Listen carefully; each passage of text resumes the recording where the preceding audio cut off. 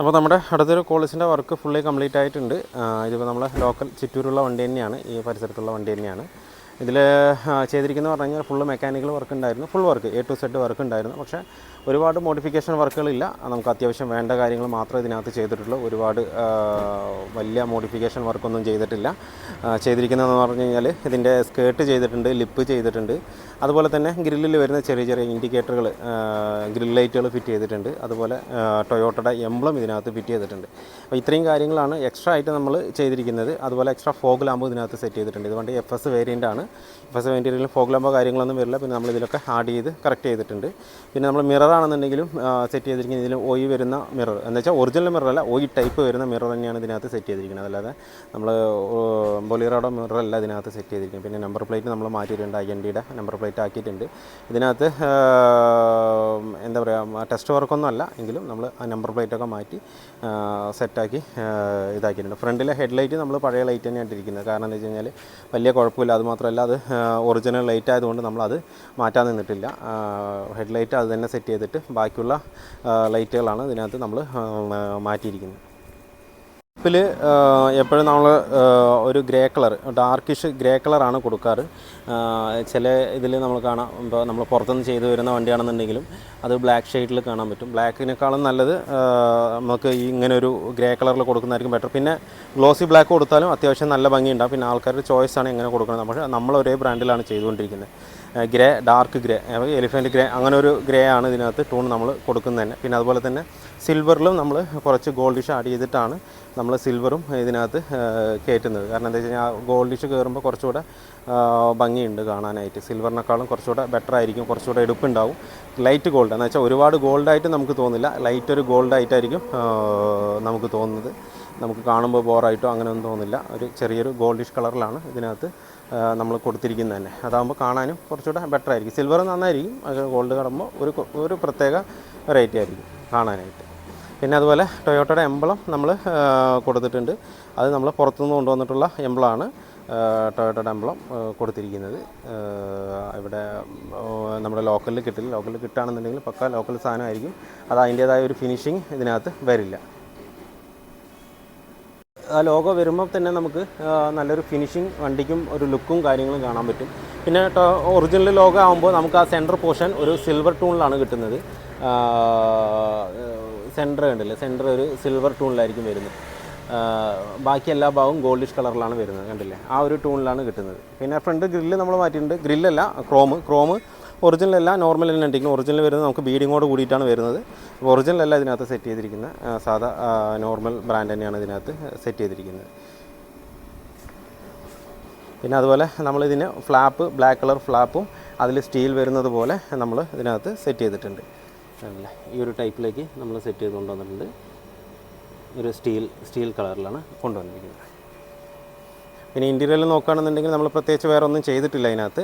Seat already നല്ല സീറ്റാണ്, ഒരു എന്താ പറയുക മിൽക്ക് വൈറ്റ് പോലത്തുള്ളൊരു കളറാണ്. പിന്നെ നമ്മൾ സെൻട്രൽ കൺസോൾ ഇതിനകത്ത് സെറ്റ് ചെയ്തിട്ടുണ്ട്, ഇന്നോവയുടെ സെൻട്രൽ കൺസോൾ. പിന്നെ നോക്കുകയാണെന്നുണ്ടെങ്കിൽ ഡാഷ് ബോർഡ് ഇതിനകത്ത് നമ്മൾ സ്റ്റിച്ച് ചെയ്തിട്ടുണ്ട് കംപ്ലീറ്റും.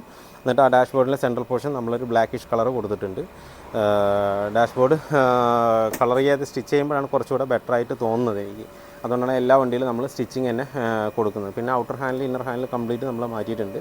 ഫ്രണ്ട് ഡോർ പാഡിലേക്ക് നോക്കുകയാണെങ്കിൽ നമ്മൾ ഇങ്ങനെ പാഡ്, ഫുൾ പാഡല്ല, ഹാഫ് പാഡ് അടിച്ചിട്ട് നമ്മളത് ആ ഹാൻഡിലൊക്കെ ബ്ലാക്കിഷ് ചെയ്തിട്ട് അതിലേക്ക് 6 ഇഞ്ചിൻ്റെ സ്പീക്കർ നമ്മൾ ആഡ് ചെയ്തിട്ടുണ്ട്. ഓൾറെഡി ഇതിനകത്ത് വരുന്നത് 4 ഇഞ്ചിൻ്റെ സ്പീക്കറാണ്. അത് നമ്മൾ മാറ്റിയിട്ട് 6 ഇഞ്ചിൻ്റെ സ്പീക്കറാണ് ഇതിനകത്ത് ആഡ് ചെയ്തിരിക്കുന്നത്. അപ്പോൾ കുറച്ചുകൂടെ ക്വാളിറ്റി, സൗണ്ട് ക്വാളിറ്റി നമുക്ക് കിട്ടും. നമുക്ക് ഇത് റോക്കോഡിൻ്റെ സ്പീക്കേഴ്സാണ് ഫിറ്റ് ചെയ്തിരിക്കുന്നത്. നമുക്കത് ഒരു JBLൻ്റെ എഫക്റ്റ് തന്നെ കിട്ടുന്നുണ്ട്. നമ്മൾ എല്ലാ വണ്ടിയിലും വെച്ച് നോക്കിയതാണ്, ഒരു നല്ലൊരു ഫീലിംഗ് കിട്ടുന്നുണ്ട്. അതുകൊണ്ടാണ് ഇത് തന്നെ നമ്മൾ ആഡ് ചെയ്ത് കൊടുക്കുന്നത്.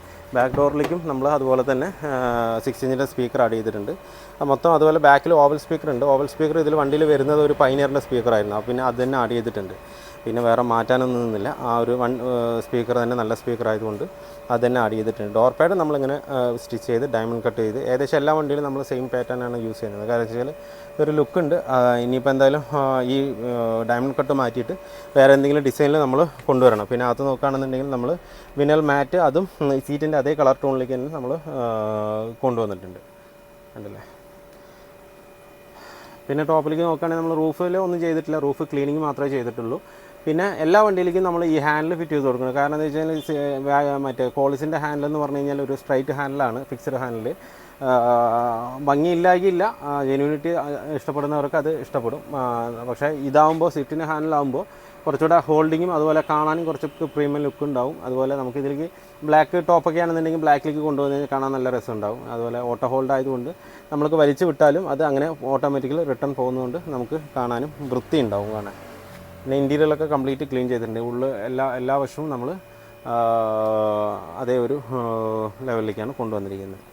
അപ്പോൾ ഇൻറ്റീരിയൽ കുറച്ചുകൂടെ ഒന്ന് ക്ലീൻ ചെയ്യാനാണ്, ക്ലീൻ ചെയ്തിട്ട് വേണം കൊടുക്കാനായിട്ട്. അതുപോലെ സ്കേർട്ടിൽ ബീഡിങ് വന്നിട്ട് നമ്മൾ ഇനോവയുടെ ബീഡിങ്ങാണ് സെറ്റ് ചെയ്തിരിക്കുന്നത്. പോളീസിൻ്റെ ആ വലിയ ബീഡിങ്ങിൽ ആ വള്ളി ബീഡിങ് കിട്ടാൻ ഇത്തിരി ബുദ്ധിമുട്ടായതുകൊണ്ടാണ് നമ്മൾ ഈ ഒരു സ്കേർട്ട് ബീഡിങ്, ഇനോവയുടെ സ്കേർട്ട് ബീഡിങ് സെറ്റ് ചെയ്തിരിക്കുന്നത്. പിന്നെ ബാക്കിലേക്ക് നോക്കുകയാണെങ്കിൽ നമ്മൾ എന്താ പറയുക, ടൈലൈറ്റും അതുപോലെ റിഫ്ലാക്ടറും മാറിയിട്ടുണ്ട്. അത് രണ്ടും ഒറിജിനൽ തന്നെയാണ്, ടൊയോട്ടയുടെ OE തന്നെയാണ് ഇതിനകത്ത് ഇട്ടിരിക്കുന്നത്. ബാക്കിലെ നമ്പർ പ്ലേറ്റും വിത്ത് ഫ്രെയിമാണ് മാറിയിരിക്കുന്നത്. FS ആണ് വണ്ടി അല്ലേ. എംബ്ലം എല്ലാം മാറ്റിയിട്ടുണ്ട്. എംബ്ലം എല്ലാം അതർ മാർക്കറ്റാണ്, ആഫ്റ്റർ മാർക്കറ്റാണ്. പിന്നെ ബാക്കിലേക്ക് നമ്മൾ ലിപ്പും സ്കേർട്ടും സെറ്റ് ചെയ്തിട്ടുണ്ട്.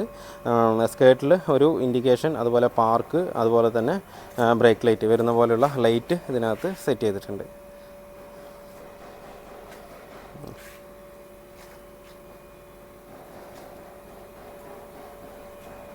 പിന്നെ അതുപോലെ ബാക്കിലെ സ്പോയിലറും നമ്മൾ ഇതിനകത്ത് മാറ്റിയിട്ടുണ്ട്, ഇതിലുണ്ടായിരുന്ന സ്പോയിലർ.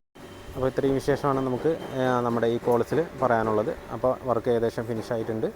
അപ്പോൾ നമുക്ക് ഇനിയിപ്പോൾ ചെയ്യാനുള്ളത് ഡെലിവറി കൊടുക്കുന്നതിന് മുന്നേ ഒന്ന് വാക്സ് ഇട്ടിട്ടൊന്ന് നല്ലവണ്ണം ഒന്ന് ക്ലീൻ ചെയ്യാനുണ്ട്. എന്താ വെച്ച് കഴിഞ്ഞാൽ നമ്മൾ പോളിഷ് ചെയ്തതിൻ്റെ ഭാഗമൊക്കെ ഒന്ന് ചെറിയ സ്ക്രാച്ചസ് ഇല്ലെങ്കിൽ ആ ഒരു വെള്ളപ്പാട് പോലെ ഉണ്ടാവും. ആ കംപ്ലീറ്റും പോകണമെന്നുണ്ടെങ്കിൽ ഒന്ന് വാക്സ്, അത് ഡെലിവറി ടൈമിൽ മാത്രമേ ചെയ്യുള്ളൂ. ഡെലിവറി ടൈം വാക്സ് ഇട്ടും കൊണ്ട് ഒന്ന് ക്ലീൻ ചെയ്തതിന് ശേഷം ഇൻറ്റീരിയൽ ഒന്ന് പക്ക ക്ലീൻ ചെയ്തിട്ടാണ് വണ്ടി ഡെലിവറി ചെയ്യുക. അപ്പോൾ നമുക്ക് ഫോണിൽ കാണണമെന്നില്ല, വീഡിയോ കാണുമ്പോഴും ചെറിയ ചളിയും മഴക്കുമൊക്കെ നമുക്ക് ഫീൽ ചെയ്യും. അത് എന്തായാലും ക്ലിയർ ചെയ്തിട്ട് കസ്റ്റമർ വരുന്നതിന് ഒരു 10-15 മിനിറ്റ് അല്ലെങ്കിൽ കസ്റ്റമർ വന്നതിന് ശേഷം നമ്മൾ വാക്സ് ഇട്ട് ഒന്ന് ക്ലീൻ ചെയ്തിട്ട് അങ്ങനെയാണ് വണ്ടി ഡെലിവറി ചെയ്യുക. അപ്പോൾ വീഡിയോ എല്ലാവർക്കും ഇഷ്ടമായിരുന്നു ലൈക്ക് ചെയ്യുക, ഷെയർ ചെയ്യുക, അതുപോലെ തന്നെ സബ്സ്ക്രൈബ് ചെയ്യാതെയാണ് വീഡിയോ കാണുന്നതെങ്കിൽ ഒന്ന് സബ്സ്ക്രൈബ് ചെയ്ത് സപ്പോർട്ട് ചെയ്യുക. അപ്പോൾ മറ്റൊരു വീഡിയോയിൽ കാണുന്നവരെ എല്ലാവർക്കും ബൈ.